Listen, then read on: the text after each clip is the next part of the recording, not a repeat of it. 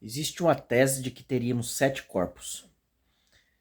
Vou me ater a 2 corpos aqui, que seria o físico e o etéreo, o energético. Vocês lembram que eu falei que no exercício da magia, o mago muitas vezes pode se comprometer apaixonando-se pelas ninfas da água, dos lagos, e alguns magos perdem a vida? Assim como alguns magos e até mesmo pessoas que fazem viagens astrais, que saem do corpo, né, e viajam por outras dimensões, muitas vezes há um risco de seres trevosos, de vampiros energéticos no mundo sutil espiritual, sugar a energia dessa pessoa, causando até mesmo a morte. Então, nos dois casos, no caso do lago, o corpo do mago simplesmente daria um infarto, algo do tipo, e morreria na cama deitado ou onde estivesse fazendo a meditação, sentado. Simplesmente ele desdobraria para ir no lago ter contato com seres elementares da água, como as ninfas, e não retornaria mais, porque as ninfas seduziria e causaria sua morte. Assim também nas viagens astrais. Há um risco, existe um certo risco, um certo perigo. Porque já é provado, até mesmo cientificamente, isso já foi visto, por meio de ressonâncias, por meio de imagens, né, tipo de imagem que captura áurea, captura esse mundo extrafísico, o fio prata, né? Então, quando sai do corpo, tem um fio prata. Isso é bem decidido, determinado, a cor prata. E esse fio liga o corpo físico a o corpo etérico. E rompendo esse fio prata, uma vez, rompe-se essa ligação entre, vamos dizer assim, o espírito, a energia que nos dá as condições de raciocinar, falar, e o corpo físico.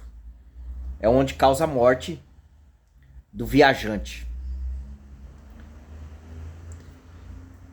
Então, esse corpo etérico, ele tem uma ligação com o corpo físico. Em alguns aspectos, ambos se misturam, né? Papi, ou papos, como preferir, está escrito papos, alguns preferem pronunciar papi, um grande mago. Ele relata em seu livro Magia Prática a história de uma feiticeira, né, que todos tinham medo dela no local que ele morava. Isso aconteceu com ele mesmo. Certamente foi coisas assim que o despertou para o estudo da magia e as compreensões desse mundo, né? E aí todos tinham medo dela, sabia que ela era feiticeira. Ela tinha um olho muito profundo. Não era bonita, bela, mas também não podia chamar-se de feia. Mediana, cerca de 30 anos, 35 anos. E ela já tinha causado muita coisa na vida lá e todos sabiam. E ela ia comprar queijo da família de papos que vendia nesse local lá. E o cachorro de papos, curiosamente, tinha o mesmo olho dessa feiticeira, né? Ele conta que ela tinha a parte azul em cima, um olho muito brilhoso, profundo, e embaixo mais castanho, né? E o cachorro tinha um olho muito semelhante. Aí ele percebeu isso uma vez que o cachorro uivava, gritava e fez todo um piseiro, avançava na feiticeira e tiveram que segurar o cachorro. Era o cachorro ver, tinha vez que ele corria dela, desesperadamente, latindo, uivando, outra vez ele ia para cima, né? Aí ele relata que certa vez foi na casa dessa feiticeira com um cachorro e o cachorro começou a uivar e latir e correu cerca de uns 100 metros, ficou lá com o rabo entre as pernas, a orelha baixa. Papos foi lá, sem entender o que estava acontecendo, e a feiticeira com a cara de riso, uma cara sarcástica. Ele olhava para a feiticeira, olhava para o cachorro e queria entender aquilo, até que ele chamou o cachorro, gritou com o cachorro de forma muito séria, o cachorro veio e de metro em metro deitava, levantava, um comportamento muito estranho, e a feiticeira com aquela cara. O primeiro momento, o cachorro gritou e correu como se tivesse levado uma paulada, mas a feiticeira fisicamente não jogou nenhum pau nele, não, mas jogou magicamente, porque ela ficava com a cara de riso e o cachorro saiu gritando como se tivesse levado uma paulada. E aí Papos consegue trazer o cachorro, só que do nada o cachorro avança pro lado da porta. A feiticeira, vendo a reação do cachorro, entrou no quarto e o cachorro, furiosamente, de um jeito inexplicável, arranhava a porta. Arranhava a porta, tentando arrombar a porta, tudo quanto era jeito. Papos teve que brigar, raiar com o cachorro. Juntou ele e o amigo dele, conseguiram dominar o cachorro, colocar a coleira, levar o cachorro embora. E não conseguia entender o que acontecia naquela situação ali. Os familiares de Papos vieram passar aquele período, era um período de festa, na fazenda da família de Papos. E ali ele pegou um quarto, né, fora da casa, que a casa estava cheia de parente. A empregada veio, arrumou a cama onde Papos iria dormir e tal. Após ajeitar tudo, ela pegou o cachorro, levou o cachorro para a sede da fazenda. Papos, ao deitar, percebeu uma espécie de luz. Essa feiticeira também atormentava o vilarejo todo com a lanterna. Não que ela mesma estava lá, mas o povo viu a lanterna, viu a luz e era aquele comentário. Ela fazia muitas estripulias mesmo, né, nesse vilarejo. Era motivo de comentários lá. E causava medo e assombro nas pessoas. Aí ele viu como que uma luz, uma espécie de lanterna, e começou um barulho na porta, o cachorro uivando muito esquisitamente. E uivava feio mesmo, e tentando arrombar a porta, e arranhava, e ele gritava com o cachorro, e nada. E ele viu uma sombra e arranhando a porta. Aí de tanto ele gritar e não ter resultado, ele ficou com medo. Ele temeu, de tão feio que era. Os uivos, o barulho, ele ficou com medo. Aí ele pegou uma espada, que estava com ele no quarto, e foi na porta, no rumo da porta, e bateu a espada. Quando bateu a espada cortou a porta, e ele viu faíscas de fogo saindo do sabre da espada e de alguma coisa na porta, que ele pensou ser prego ou parafuso, uma parte de ferro. Só que, conferindo depois, não tinha ferro, nem prego, nada cortado.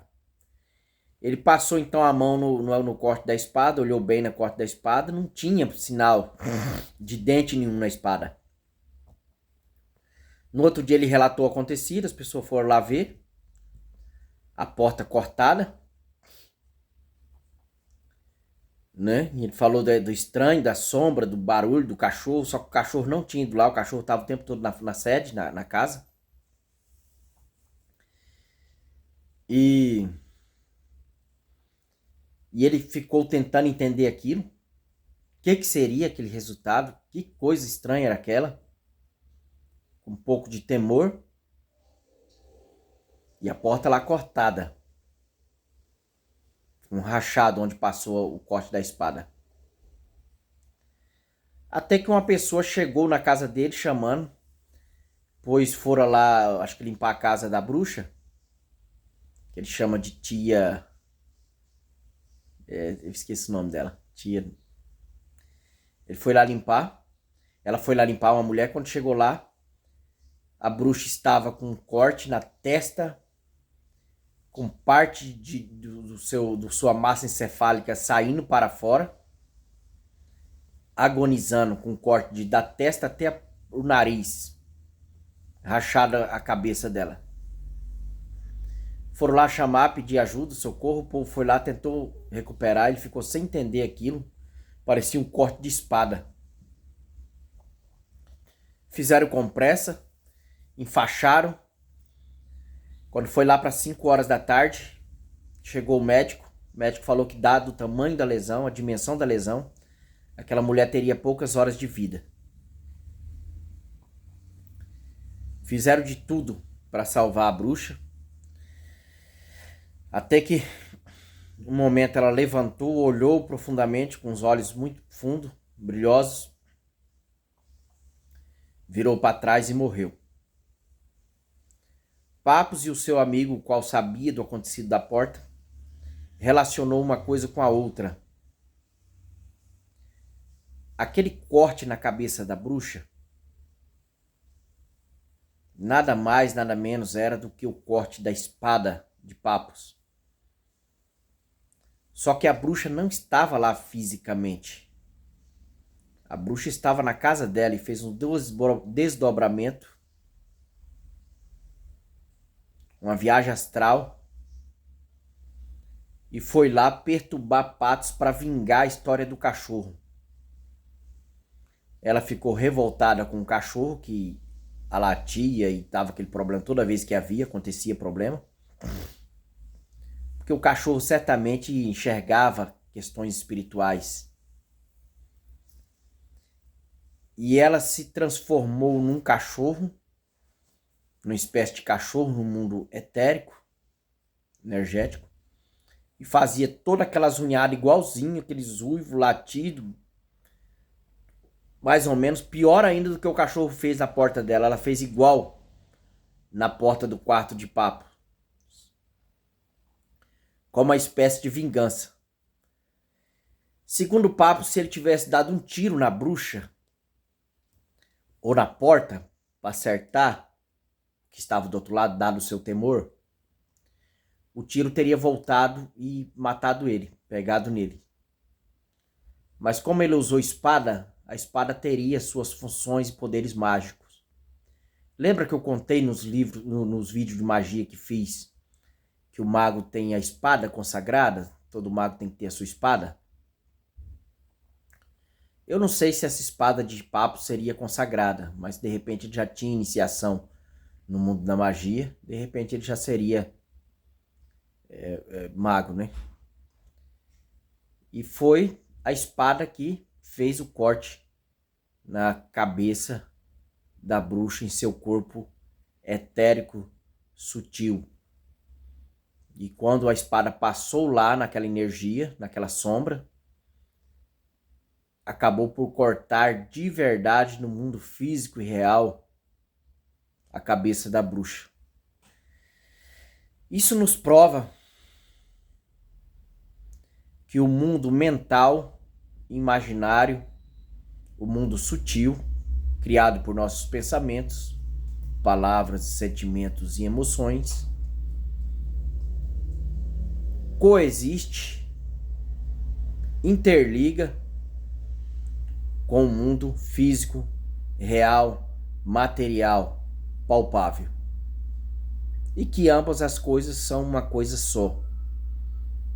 Isso nos faz animar e buscar conhecimentos que nos possa levar a resultados criados mentalmente, sutilmente, sentimentalmente, emocionalmente. Reforçando aí a tese da física quântica, mecânica quântica, reforçando todas as teses do que eu venho falando até aqui, dos conhecimentos herméticos, cabalísticos, que remete o tempo todo a essas questões, e até mesmo o mundo da magia. Né? Espero com essa história ter contribuído mais um pouco com o vosso conhecimento e as vossas crenças nestas questões sutis, etéreas, mas também reais. o mais incrível que são reais. Pode ser sutil, pode ser etéreo, pode ser do éter, substância amorfa, mas que são reais em sua essência. Em última instância, são reais, física e palpável. Né? Isso aconteceu com o próprio Papos, um grande ocultista, que escreveu em seu livro Magia Prática. Muito obrigado. Até o próximo vídeo.